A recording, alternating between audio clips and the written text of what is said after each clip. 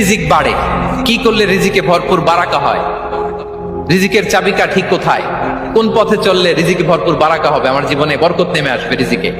এটা জানতে মনে যাচ্ছে না আমাদের? হ্যাঁ, কষ্ট হচ্ছে আপনাদের? কষ্ট হচ্ছে? তাহলে কি করলে রিজিকে ভরপুর বারাকা হয়? কি করলে আমার জীবনে ভরপুর বারাকা নেমে আসে? এই পয়েন্টটাতে আমরা একটু আলোকপাত করি। যেসব কাজ করলে আমাদের জীবনে রিজিকে আসমানি বারাকা নেমে আসবে, আমাদের রিজিকে আসমানি বারাকা নেমে আসুক, আমরা চাই কি চাই না?